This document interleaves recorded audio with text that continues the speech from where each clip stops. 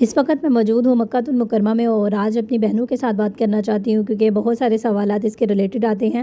میں کوشش کرتی ہوں کہ ہر سوال کا جواب علیحدہ علیحدہ دے دوں، لیکن بہت ساری میری بہنیں عمرہ اور حج میں جب آتی ہیں تو بہت ساری غلطیاں کرتی ہیں اس چیز کو لے کر۔ آئی ہوپ میری اس ویڈیو سے بہت ساری بہنوں کا فائدہ ہوگا۔ میری ویڈیو کو لائک اور زیادہ سے زیادہ شیئر کیا کریں تاکہ دوسری میری بہنوں کا بھی فائدہ ہو سکے اس چیز سے۔ بہت ساری میری بہنیں اس چیز سے کنفیوز ہوتی ہیں کہ جب ایام کے ڈیز یعنی پیریڈز کے ڈیز ہوتے ہیں، ان کے اندر جو عمرے کی نیت ہوتی ہے وہ کس طرح سے کرنی ہوتی ہے، کیونکہ ہم ناپاکی کی حالت میں ہوتے ہیں اور عمرہ ادا نہیں کر سکتے۔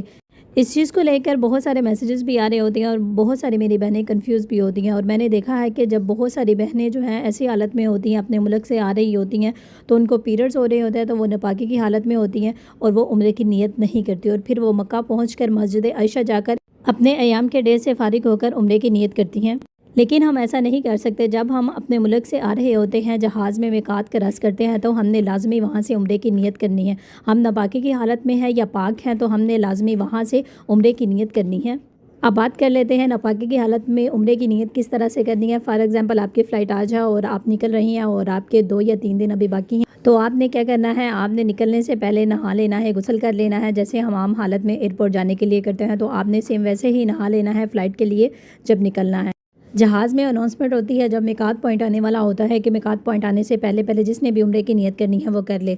تو آپ نے بھی عمرے کی نیت لازمی کرنی ہے، چاہے آپ پاک ہیں ناپاک ہیں، آپ کو عمرے کی نیت لازمی کرنی ہوگی میقات پوائنٹ سے پہلے۔ اب اس بات کو سمجھ لیتے ہیں کہ آپ نے میقات پوائنٹ کو کراس کر لیا ہے، آپ ناپاک ہیں یا پاک ہیں، آپ کو نیت کرنی پڑے گی۔ جب آپ حدود حرم میں داخل ہو جائیں، آپ مکہ المکرمہ پہنچ جائیں تو آپ احرام کی تمام پابندیاں آپ پر لاگو ہو جائیں گی۔ آپ کے چہرے پر کپڑا نہیں لگنا چاہیے، آپ خوشبو نہیں لگا سکتی، آپ ناخن نہیں کاٹ سکتی، جو بھی احرام کی پابندیاں ہوگی وہ سب کی سب آپ پر لاگو ہوگی۔ چونکہ ابھی آپ عمرہ نہیں کر سکتی کیونکہ ابھی آپ ناپاک ہیں اور آپ کو پاک ہونے میں 2 یا 3 دن لگتے ہیں، تو آپ نے احرام میں ویسے ہی رہنا ہے اور اس کی پابندیوں کا خیال رکھنا ہے۔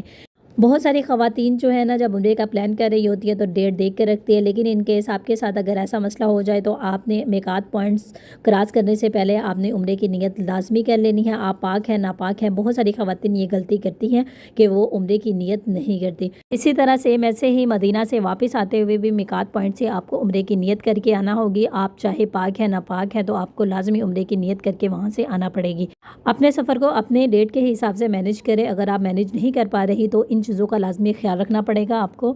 اس کے بعد آپ جب پاک ہو جائے تو اپنے ہوٹل سے ہی غسل کریں، چونکہ آپ نے میقات پوائنٹ سے نیت پہلے سے کی ہوئی ہے تو آپ نے مسجد عائشہ آپ کو جانے کی ضرورت نہیں پڑے گی۔ پھر آپ مکہ جا کر اپنا عمرہ ادا کریں۔ جب آپ عمرے کے تمام سٹیپ ادا کر لیں تو آپ جب اپنے حلق یا قصر کرنے لگے، اپنے بال کاٹ لیں گی تو پھر